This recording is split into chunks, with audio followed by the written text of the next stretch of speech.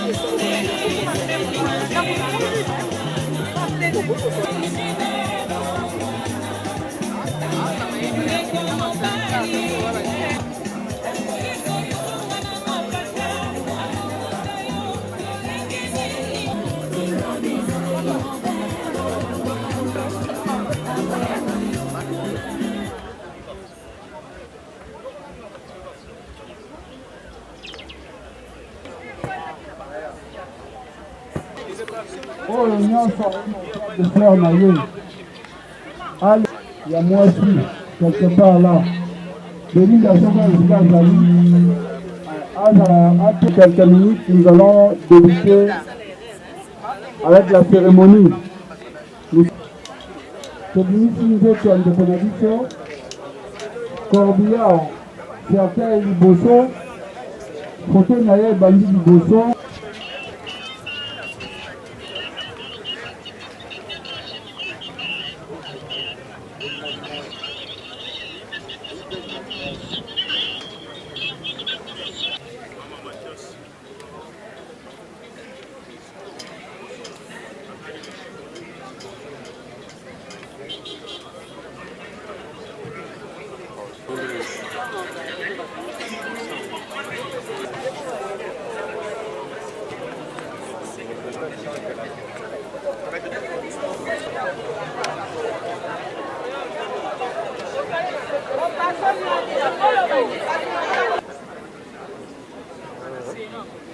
Tumbuka stadium.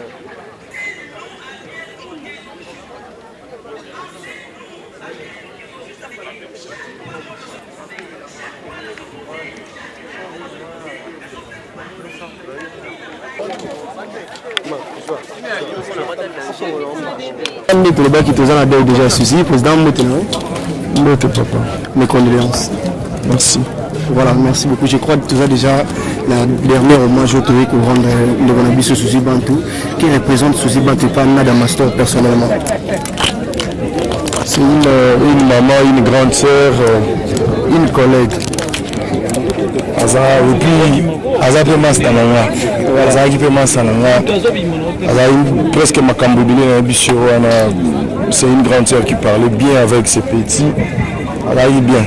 Elle a eu bien, vraiment, on a perdu une personne très bien. Moi, témoignage,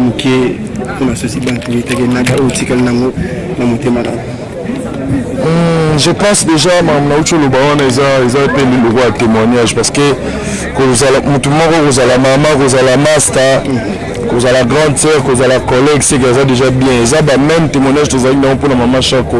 Malgré son âge, mais elle s'est rabaissée jusqu'au point où niveau à la théâtre, Zahir n'est monté. Mais chaque fois, Zahir, il a quitté le coca. Ils ont pu le roi grande sœur Nabiso Sousi Bantou, que son homme représente au pays. Donc, parce qu'on a un mérité, tu as un cas pour là, tu es pour le mériter, mais et comme on dit, moi, trop la fin, nous déclaré, après que coup fanabino, la réalité comme qu'on dit belé. Abandonné que sur la tête, abandonné que sur la tête, et il a que ça qui est légué, na moto que bolinga na binoté. En fait, batang sera bolingo.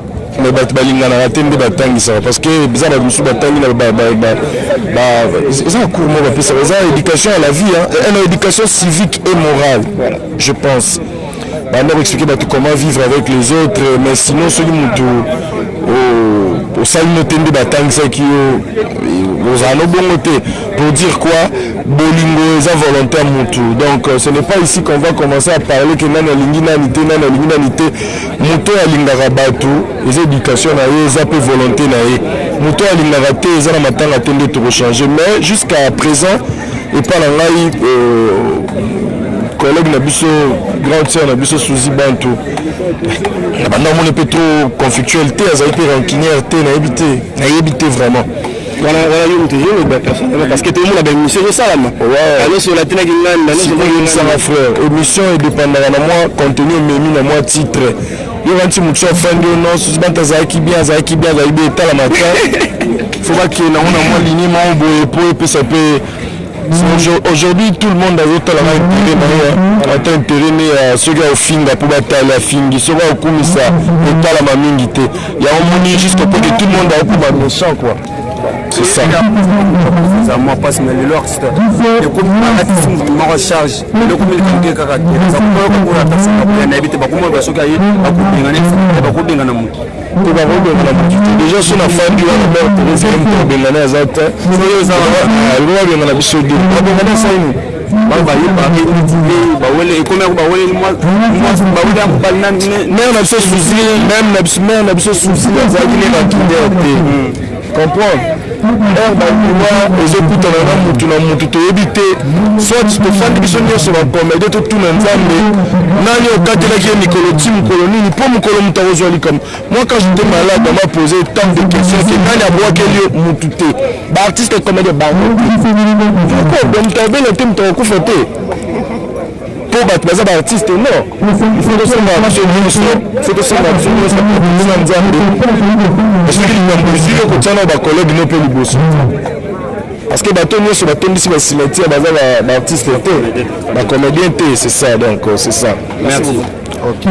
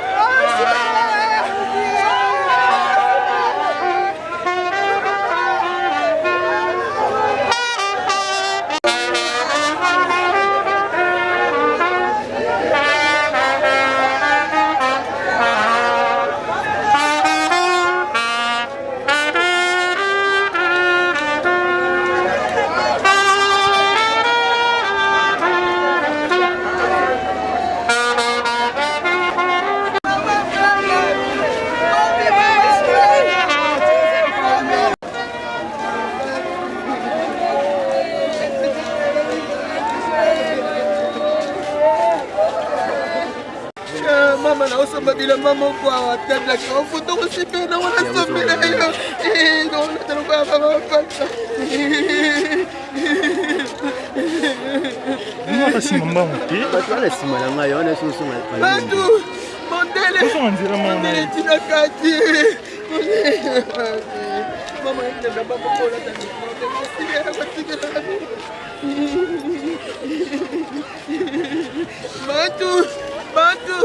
Batu, mondele tina kati sabe.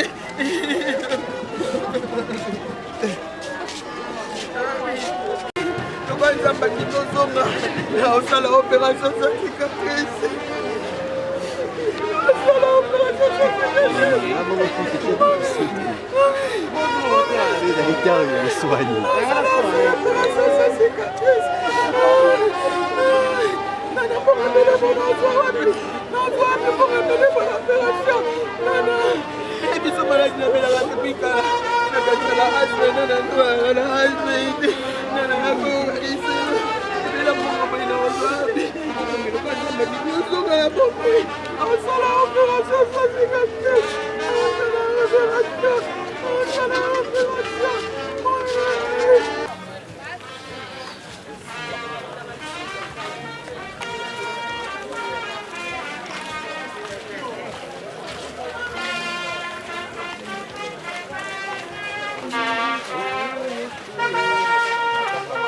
C'est l'arrivée de la...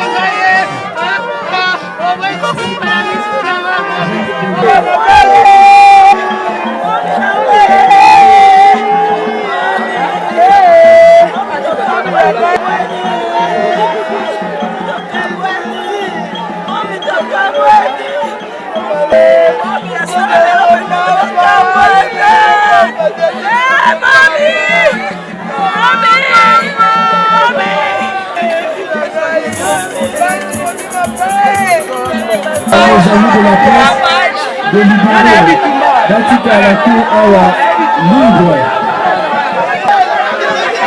Un jour de plus, nous demandons à nos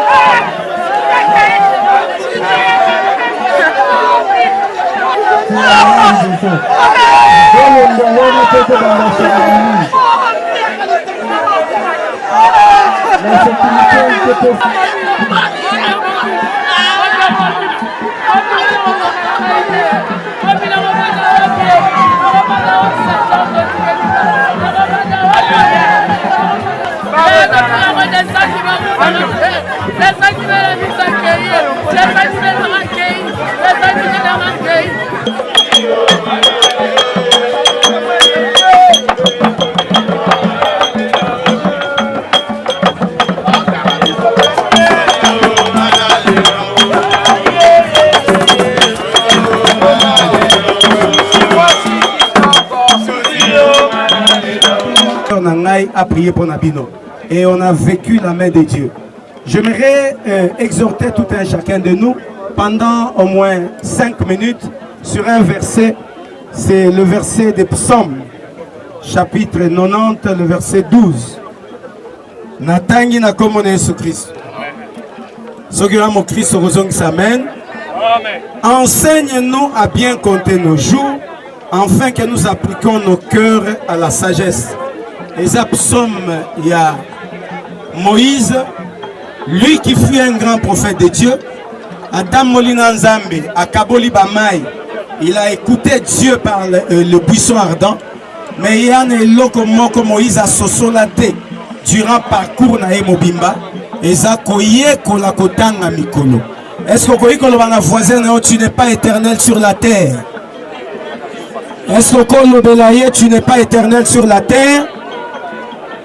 Bien-aimé, difficulté à mon nene na biso batu. Et ça koye kola kotanga mikolo. Chacun vit comme s'il vivrait éternellement. Or la Bible nous pousse à comprendre que personne n'est éternel. Un jour tu passeras, un jour je passerai. Vie et la paix, et puis effectivement, le monde dans Baloua, tout le monde est battu parce que nous avons dit, je ne t'abonne pas maga, nous avons dit, je ne t'abonne pas. Donc, même si moi, je me disais, mais pas une gaga. Allez, le qui est, allez, comme on dit, Koufi, allez, le qui, allez, vous mettez, comme on dit, Koufi. Mais tout ça, nous avons dit, je vais donc, il est par exemple, c'est fait, on a mis le tambola, on a fait le moment bassi.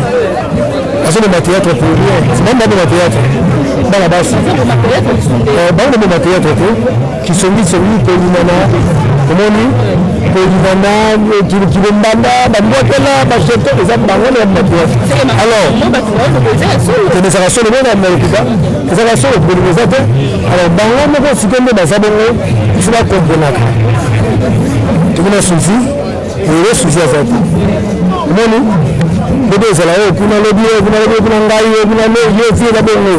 alors, c'est vrai que le Macaranti est que le temps déjà va bien. Pour ceux qui connaissent le coup, parce que nous avons on est dans le lumière, on a la vie de la moto bateau. Le lumière fait ça. Et là, tu vas voir, on est maintenant, parce que la mort est là. Tu peux le retard ici, la situation. Calma, nous sommes c'est vrai que tu vas me là.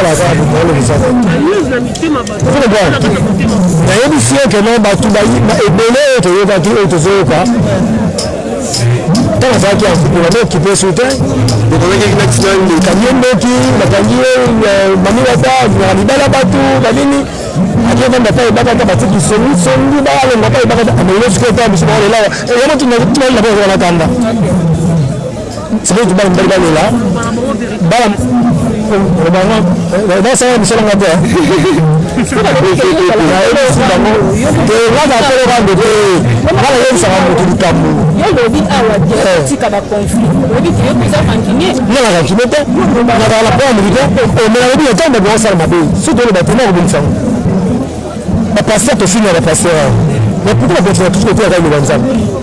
Parce qu'il faut la rebakaga. Là, ça va tourner que non, tu vas changer. Mais tu peux avoir la souci, la souci. Parce que là, on va tomber dans la groupe de là-haut. Mais c'est déjà pas aller tourner sur le dos. Ça va être la tournage. C'est bien, on va expliquer ça. On va mettre c'est bon. On va dire que c'est ça. On va mettre comment tu veux dire que ça va se faire, ça va se faire. Avec des solutions de Chicago, avant de mener la parole de petit bain. Alors, la réalité, c'est que la mission mais pourquoi tant de bino tous amis posani pour ça vous avez responsable pour parents on a pas nanda vous on a pas nanda pour avoir responsable pourquoi ce qui vous dit quand vous avez des résultats au bino moto faut y aller internet soit ce qui m'ont pas pour filmer on a cassé le cap mais cassé mon témoin dans la liste de celle pour la protection de l'homme mais dans une liste de mission et comme on a tenu autant tu as le bana basika kala théâtre bana basika et puis de mission ça va brasser mon balise alors bien parce que moi sur le thème le bino la journaliste il me tout fait investiguer aux arachis donc bino de l'ina de école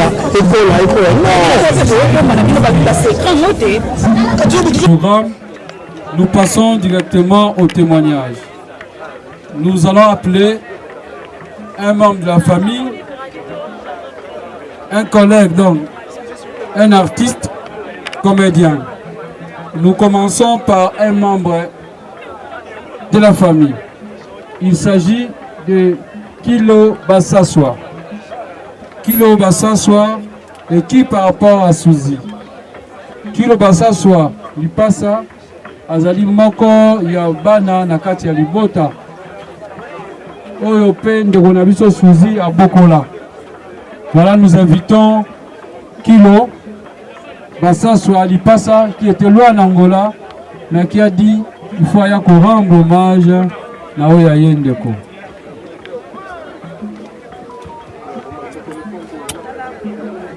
Bonjour à tout le monde.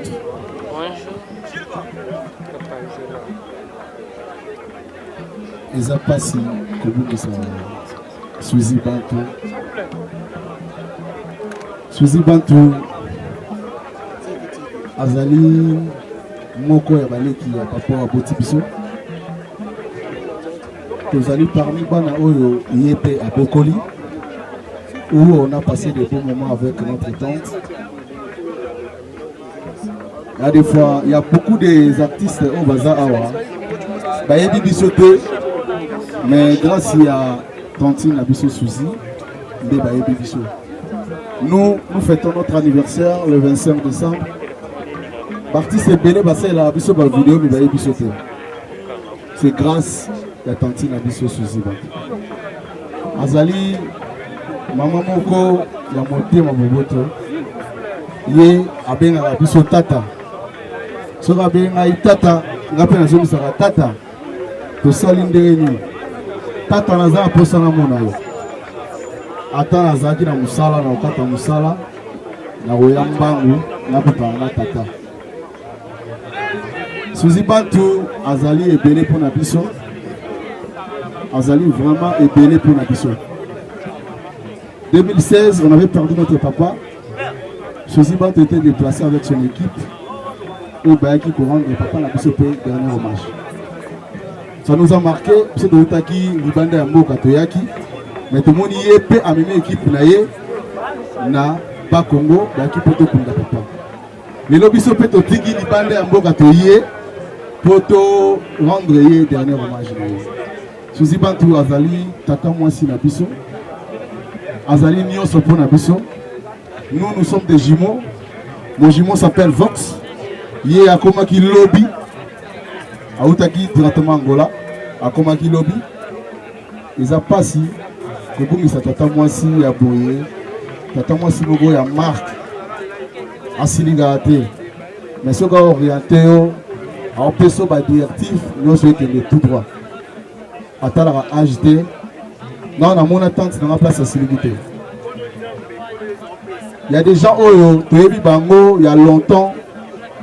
Oh, les Tomoni Bango, les lots sous et ça lui fait plaisir. Ceux qui n'ont cité Bakombo, peut-être, et vous allez un peu large. En commençant par Maman et Bagata, il y a Zali Lin, il y a des camarades qui attendent depuis. Maman Fatou, depuis. Donc, et ça n'a pas si peu. Nous avons Moutabo sous Rapi. Nous avons Rapi parce que à tous les Libanais Mboka Obenga, aux Anakin à Obenga, à tous les places à Obenga. Souvent ça fait trop mal. Il y a au monde à l'autre, il faut rendre le dernier hommage. Azali Bélé pour Nabiso. Nabi Nakati Nabiso, Namoko Awa, a contribué à qui peut Bélé. Attends un conseil, attends une prière, après qu'on prie Makasi. Si tu as un problème, ou pas souci, en tout cas, tu vas trouver la solution. Et là, on va pas l'autre. Zwana ok, non. Et ça, là, l'autre. Mbongo azwa kenu nango, et ça, l'autre. Na remercier Batunio Sorobayewa pour la couronne de temps dans la dernière hommage. En tout cas, merci la famille à l'artiste Nyonso. Merci la famille Nabiso, amis et connaissances au Pébaza Awa. En tout cas, merci beaucoup. Nous sommes ensemble. Merci, là c'était le témoignage. Il y a Ndekomako, il y a Libota, au Kombo, Kilo, Bassaswa, Lipasa, Wazali, Moana, par rapport à Ndekonabiso, Suzy. Du côté de l'artiste Mako a Zoya témoigner. Ndekonabiso, Omar Kabongo. Yépe, Azali, na témoignage. Walingo Sala. Merci. Bonjour à tous. Nazara la momesano ya ko témoigner té pour la moto sur Koufi parce que la ligne a bon minute mais Nazara choisi à témoigner les locaux na Suzy Bantu. C'est vrai et belé bazaka tabiso baebi Suzy kolekanga mais je crois na temps au mukenga na ba Suzy j'ai quand même intérêt à kolbata démo pour na ba temps on est sur l'exilé na sena moi boyo. Suzy Bantu pour la première fois dans la Nzondi, il y a CD. C'est la fille où on a joué dans la scène Moko pour la première fois. À cette époque-là,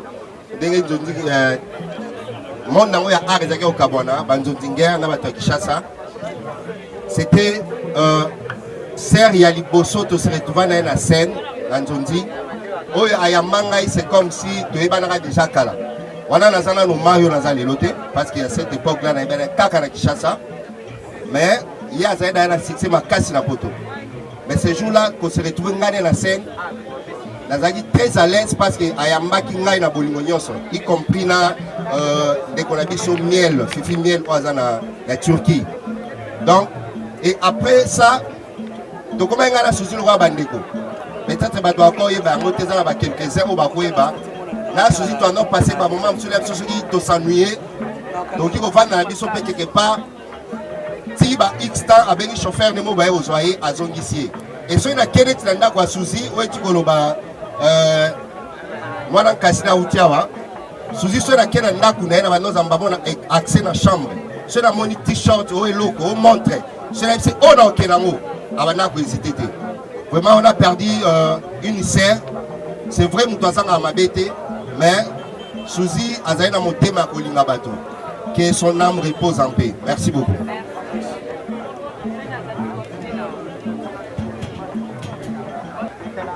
Ndeko Toye, pour rendre hommage à Souka. De son vrai nom, Kombo Naye Bantu, Lutuma Suzy, Momi pour les intimes. Voilà, elle est venue à Kinshasa. Après avoir combattu à Manakisangani, elle est née d'une famille de 9 enfants, dont 4 garçons et sa mère est bien vivante. Maman Selemani Emma. Elle a fini ses études primaires et elle a décidé de décrocher son diplôme d'État à l'Institut du 14 octobre.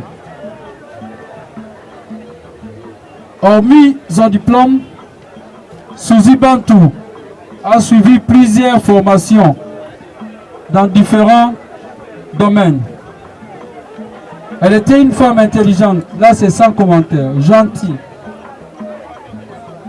Originaire de la province du Congo central, territoire de Songololo, district de Cataracte, secteur de Wumbo, village Tombo, de la tribu de Manyanga.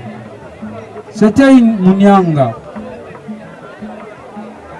Voilà, nous allons essayer d'épingler d'une manière brève sa filmographie. Suzy Bantu est beaucoup connue na eloko tobengaka Nzonzing. Hormis Nzonzing, asalaki pe groupe d'ailleurs kombo nango Ereka. Suzy na souffrance makasi pour le monde artistique abanda ki abanda likolo abanda la pratique abanda bien et puis akufi na temps où azapeta na succès. Donc à part ça mais passé les années mingi par rapport à personne le perdre penza. Donc Suzy a invité Bogolo dans Samonae, j'étais comme une demi-mort mais ce qu'on dit mais ça n'a pas mais les bonnes sources ça fait encore très mal vraiment très mal.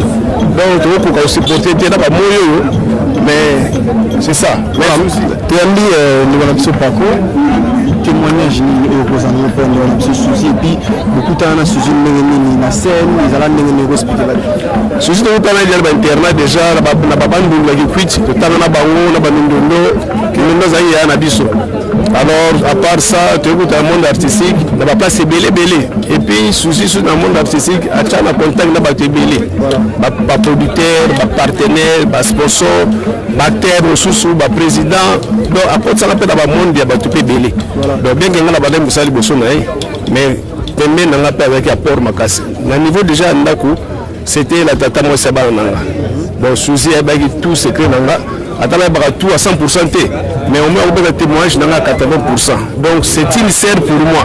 Ande mon la dina na la 12, ande mon la Belvine, mon la Sila, ande mon la Léa, donc Batouana tout ba Gabriel, ba Mindo ba Machako, donc souci ba na kati.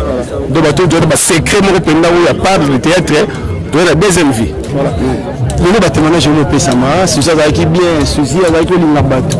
Mais quand souci on a la dernière interview là le bail que ba comédie ba bien la insulté, ba bébisser la relation après de coup fallait tout le monde émission comme Salama, alors le Valentina Theresia, alors le Valentina qui est-ce que tu peux ce témoignage on peut bien sur Koufi, tu es comme habitude zone de Koufi faut pas problème massimo. Bon na Afrique les arabes bongo, ce qui est Koufi, ils a pas battu, il a toujours des causes.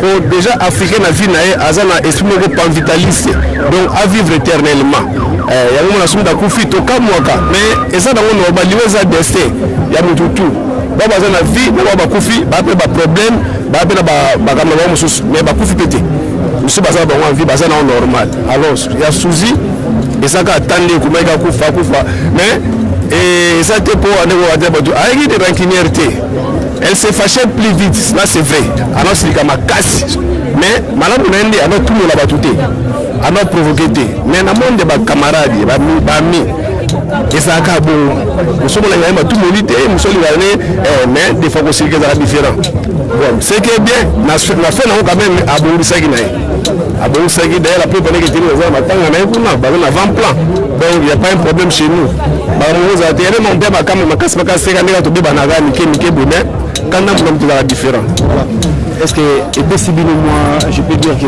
moi au bangaté parce que les Bester moi ko yeba refanda aussi na bandeko ke liwa ezali ndeko na souci à kufi avant vraiment parce que bato ke ba bandaki théâtre tam sur liboso na ye bazali na ye auto tika biso est-ce que possible pour moi ni sabino na comédie ya ko miyengele et puis ya ko bongisa na musana bino bolinga na poli wapi ko ya oui liwa moninga il faut l'action qui peut le bon kufa ezaka ka ba interpellation parce que liwa ezali shit ya vie ya moto et nous avons un ensemble de choses à profiter et à peine là nous avons un ensemble alors ça va tomber les la biche surtout et ça biche au théâtre et ça va porter la biche pour la YouTube pour porter la état au kufa là ben on va bien au kufa donc tout le monde va mourir mais tout bon ça va que avant tout kufa tout c'est la raté que nous colons ça va bien parce que aujourd'hui c'est un jour ceux qui déjà ont montré la conscience préparera déjà qui on va pas dans 2 heures dans 1 minute dans 1 mois donc tout ça va toujours bien voilà merci beaucoup merci mon frère.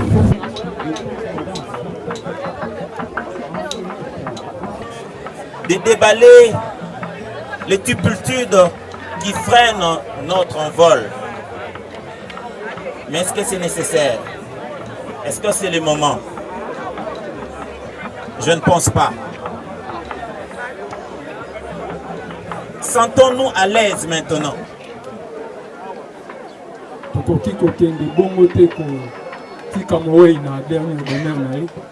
Sans que total sa reconnaissance na biso et pas ya ba banse ou ba sungi biso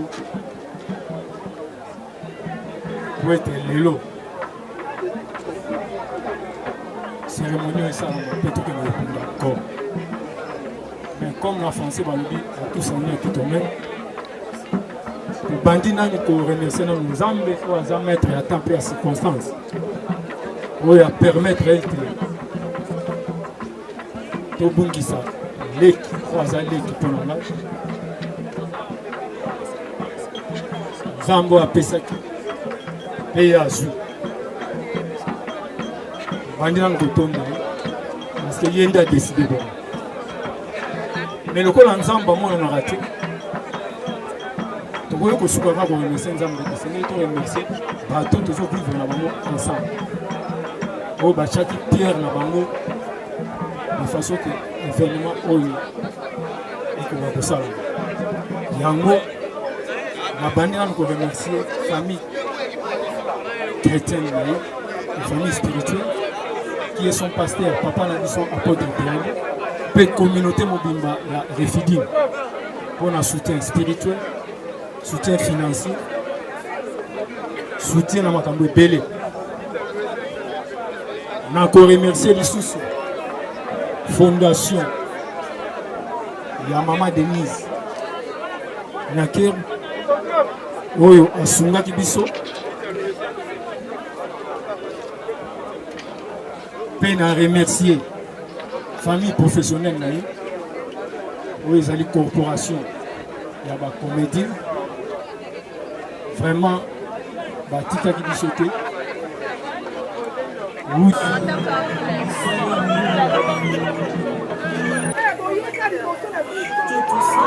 biso tofilme te likoliko na biso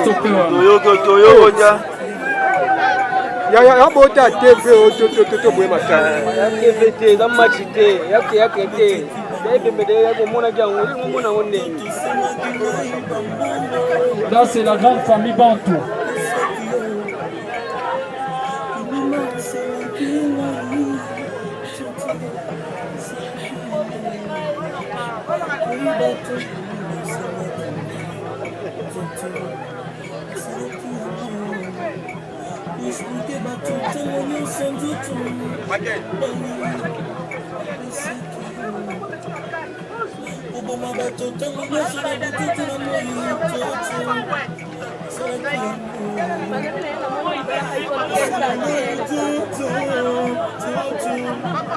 Aux artistes comédiens de s'apprêter.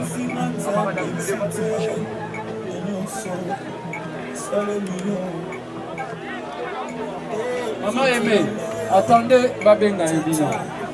Maman aimée, voilà maman aimée avancée qui est accompagnée par la veuve Mondoueri.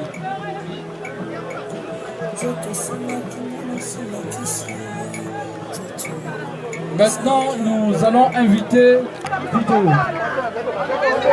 Voilà, la délégation est conduite par le président Massouma, le président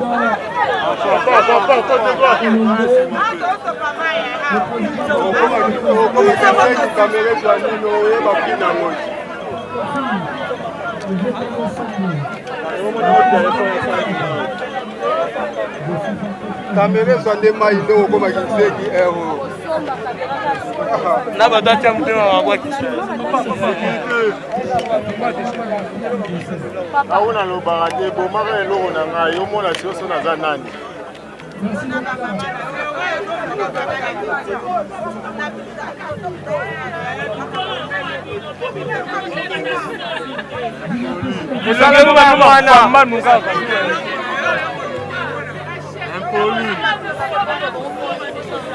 Téléman à moi 48.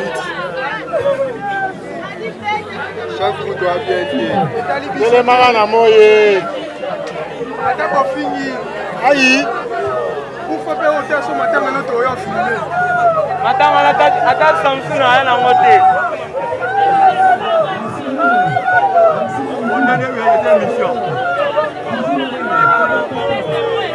La place au tia make-up, tu auras make-up.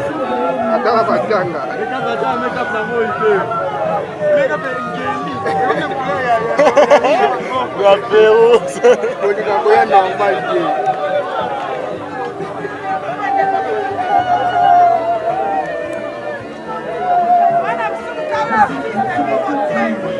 La TV. Oh, surtout qu'il y a là-bas, on est là-bas, on a TV. Ah, sinon, vraiment, surtout là-bas, c'est une oui,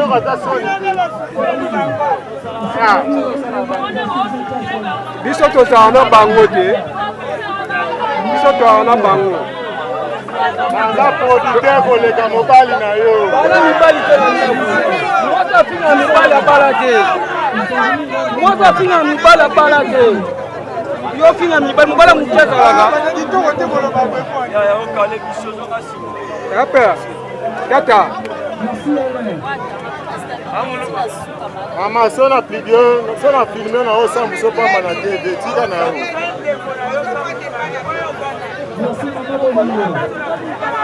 Maman, tika na yo. On ressemble à mon net panda.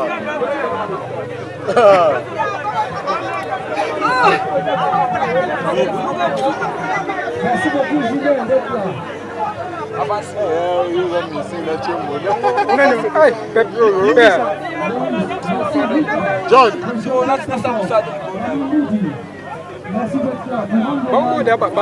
Merci aussi à Serge Bantou. Je dis ceci. Kolongwanabiso awa, tozo kende na place des artistes.